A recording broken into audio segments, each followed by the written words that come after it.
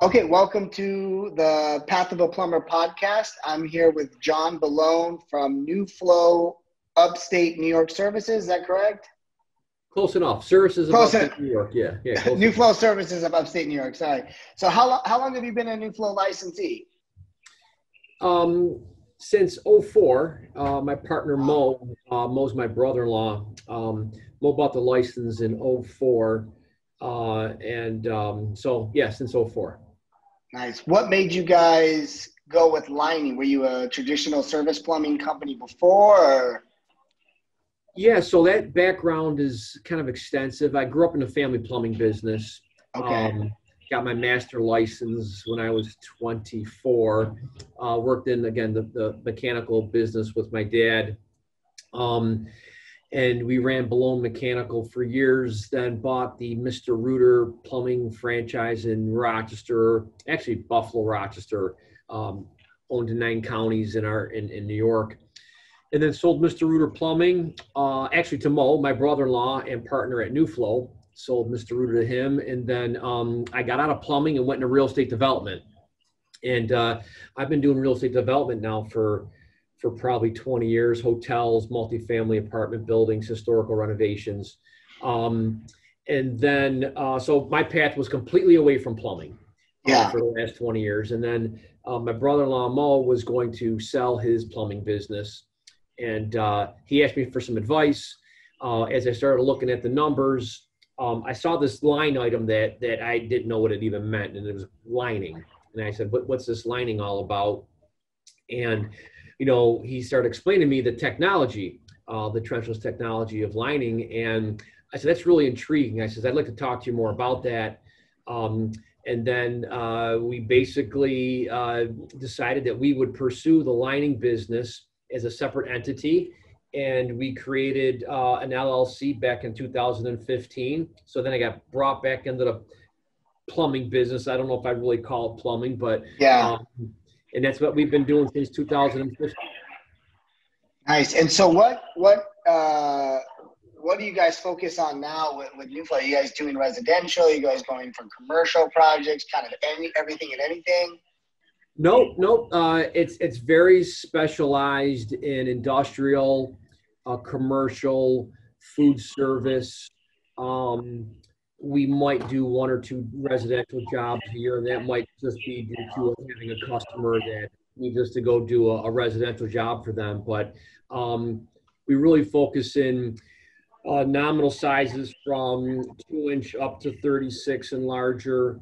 High temp for us would be upwards of 230 degrees, where production waste is getting into a system condensate return lines.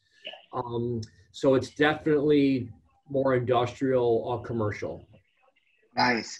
And have you found, just because you've obviously been in the plumbing industry, and I'm sure your real estate experience, is that more people are gravitating towards lining versus traditional plumbing now?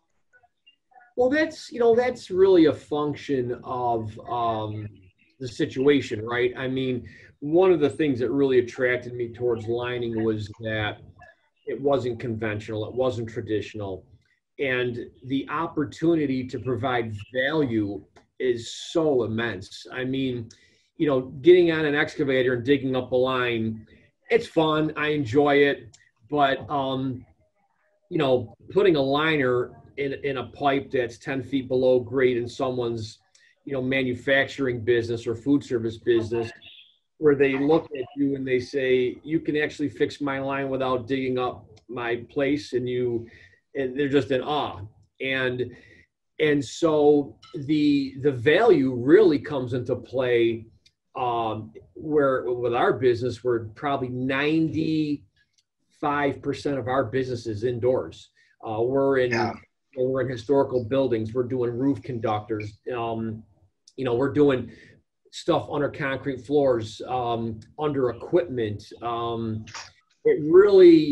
The lining really is a game changer when it comes to that, those problems. And in that same respect, a lot of our business comes from mechanical contractors who are trying to serve their customer by offering them a solution and not to take their plan out of service. Nobody wants to hear that. Yeah. So that's really our focus. Yeah. And can you explain for people that maybe aren't as familiar with, you know, just the NuFlow process and kind of how you do what you do and why somebody would choose that over traditional plumbing? Sure. So a lot of times we get brought in when it's not as simple as touching the pipe, replacing the pipe, digging up the pipe. And we would go in and we would just kind of survey the situation. That typically results in some diagnostic work, such as getting a camera in the pipe, potentially getting some milling equipment in the pipe to clean the pipe. So I would look at it as a step-by-step process. Inspect the line. In other words, what's our challenge? How big is the pipe? What's it made of? What is the problem? Can it be lined? Sometimes we inspect the line and we, for whatever reason, would find that a liner might not be a good solution. There seems to be a misconception that, you know, lining is the will take care of everything. It certainly doesn't. And I tell customers, if you have a belly in your pipe before we line, you're going to have a belly in your pipe after we line. It'll be a much smoother belly, and the products are going to probably flow through there a little bit better, but you'll still have a belly in the pipe. So that would be diagnostic work, getting our cameras in there. And once we've surveyed it, then we can put together a price to get the pipe lined. And again, that sometimes would involve no excavations. Sometimes it involves one excavation. It really, really depends, William, on the circumstances. But until we can really get a visual, and sometimes we can't get a visual, and in which case then we got to talk about what are the parameters. It's 100 feet, it's 6-inch, it's cast iron. We know we have a problem because the line continues to back up. We might offer them a price and go from there. It's not always 100% known what we're up against, but we've had certainly a lot of success in helping our customers out. Yeah. And you said that a lot of your actual jobs come from other mechanical kind of contractors, maybe doing traditional maintenance or plumbing. What other ways are you finding these projects? Yeah, great question. A lot of what we do is based on education. So plumbing engineers, architects, big for us. Facilities engineers. So people that run these companies and these manufacturing businesses, food businesses, plant managers. So BOMA, building owners and managers, multifamily, hospitals. There's all of these different customers have associations. Yeah. And we just plug into those associations, and their meet, their greets, their lunches. With COVID, it's been a little challenging, but a lot of what we do is what you and I are doing right now.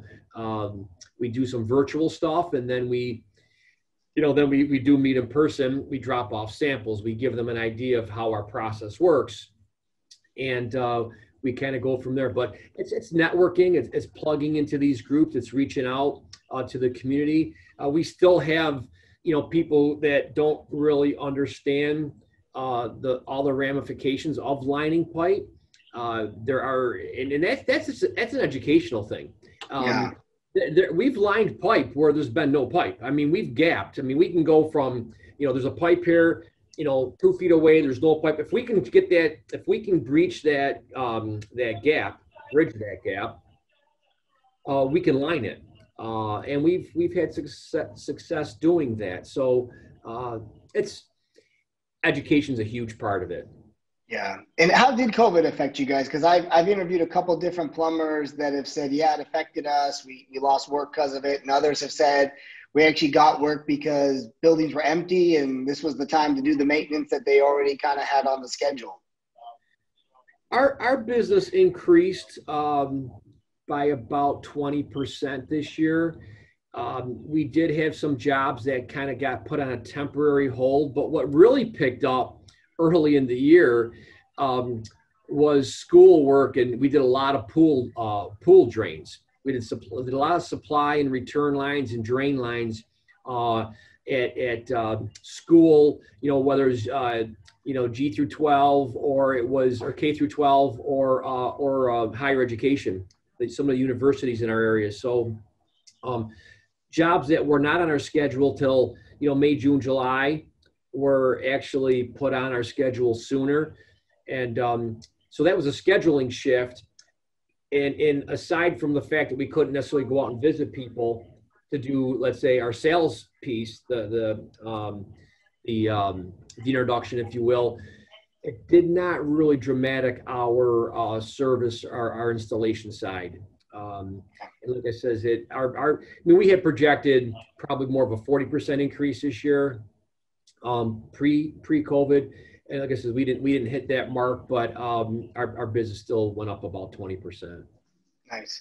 And what would you say is advice that you would give plumbers considering going from traditional to lining? What do you think are some of the things you've learned just, taking that step of, being a traditional plumber and now moving to because it seems like it's similar, but like you said, it's almost like a different world.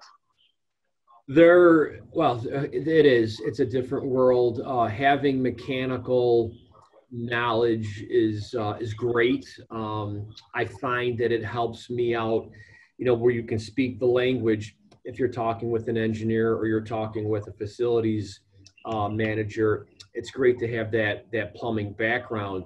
The lining is a differentiator. The lining is just another, not to use the phrase "a tool in your toolbox," but we do not do plumbing any longer. We Billone Mechanical. We used to do plumbing at Billone Mechanical. Mo did plumbing at Mr. Rooter or Dynamo. We do not do any plumbing anymore. So we are 100% in the lining business. And for me, it was all about finding something that was more of a niche market. And I did not want to be part of that plumbing process any longer. The days of the plan and spec work, even design build, it's good work. You can make money at it. And I always felt that no matter what, I was going to work really hard to try to get my margins where I felt they should be. And there just were times when, whether you want to call it loyalty or call it whatever you want to call it, you just had to fight for a job. And the more you fought, the less money you made. And yeah. And again, I just think we bring so much value to the table with the lining business. I really, really enjoy it. And you can do well with it. I mean, you've got to get your volume up there, and you got to do all the right things. But I just find it very exciting and very satisfying to know that we can go in. And again, we still have competition. So it's not as if we don't compete. We still compete. We lose jobs. But you're dealing with a much smaller circle of people, if you will, William. And I'm okay with that. I am okay with it. We do not lower our standards. We provide what we believe is the best product for the best price. You win some. Well, we win a lot of them actually, and we lose a few now and then, but that's the nature of the business. And what would you say it's been like just working with NuFlow? Obviously, you've chosen that product over the competitors. What do you think has separated you with them and what they offer you? Sure. Well, the support team's phenomenal. We chose a NuFlow. It's a CIPP, right? Cure in place, pull in place. We don't do inversion. Two different processes. We have found that, and again, so going back to 2004, when my brother-in-law Mo first reached out to NuFlow, and he felt, I can't say exactly why he was steered towards NuFlow. I'm sure the support system wasn't nearly what it is today, But having said that, today they've grown tremendously. We are a certified installer, not to be confused with a franchise. Some people do think that, you know, we're a franchise. We're not a franchise. Is it like a Mr. Rooter Plumbing? We have a franchise, right? We're certified to install their product. And having said that, we're not necessarily exclusive to that. I mean, we are because we've decided to brand our company and market our company as NuFlow Services of Upstate New York. And we believe that the NuFlow product, and there's a lot of products, whether you're talking, you know, drains or water or high temp products, you know, there's quite an array of lining products, as I'm sure you know. We really can work with NuFlow on all those fronts. And so the support team's been great. Obviously, the headquarters in San Diego, and then we get our material just over the border here in Canada from where we are in New York. So we've been very pleased with the technology. We're pleased with the support we receive. You know, the material is readily available. We have questions. We reach out to the team. And like I says, my background is mechanical. I've worked with a lot of people for many, many years. Very, very pleased with where we are. I don't feel like we've been restricted at all in way of expanding our business due to any deficiencies on the NuFlow side whatsoever. Awesome. What do you think would be advice you would just give business owners in general? It sounds like you've got a ton of experience in traditional plumbing, mechanical. You've got a real estate development background. Just, you know, as people navigate this last year and the ups and downs, any general advice out, not including plumbing, just advice you'd give out? You know, I you know, whether it's my kids or, you know, it sounds cliche. Number one, you really need to enjoy what it is you do, especially in times now where, you know, so maybe it's not going to work every day. Maybe you're going to work, but you're staying at home going to work, right? Yeah. You know, I've always felt that just human nature, you know, you want to achieve more, you want to provide for your family, you want to provide for your children, send them to school, do this, do that. And all those things,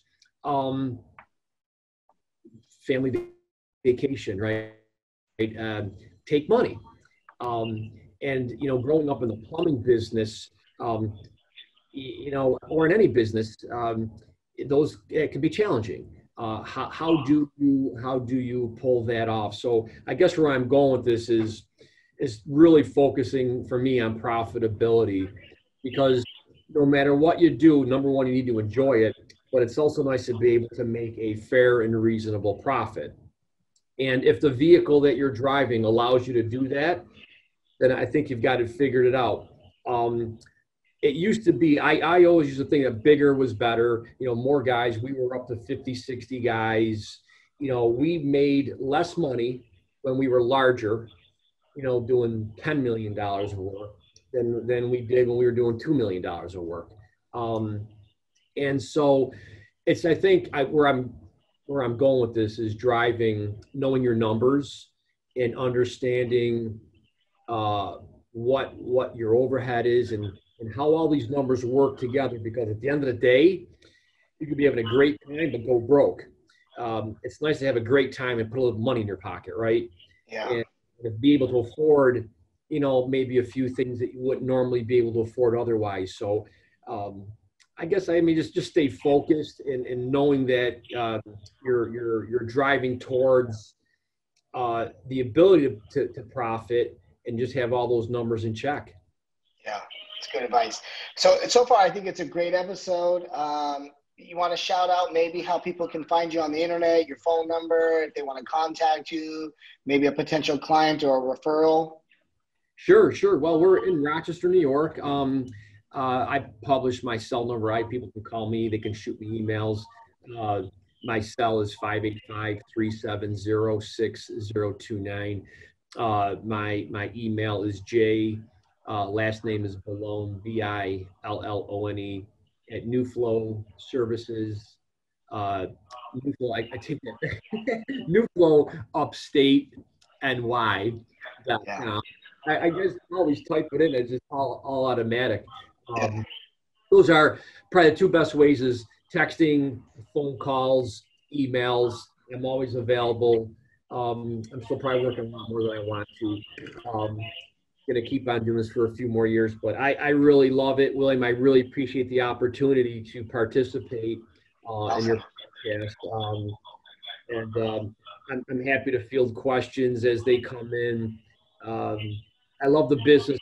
I find it to be very fulfilling. I get a lot out of it. I really enjoy this line of work. I like a lot more than the plumbing service work. Yeah. That's a tough business, that plumbing service, man. I tell you what, 24/7. You got to be. That's a young man's game right there. I did it. It's tough. There's no. It's a tough way to go. Awesome. Well, I really appreciate you being on, and I look forward to sharing this and getting people's feedback. Thanks, William. I appreciate it as well. Have a Merry Christmas and a blessed and safe New Year. Yes, you too. Thank you so much. Thanks, Bye. William. Bye. Bye now.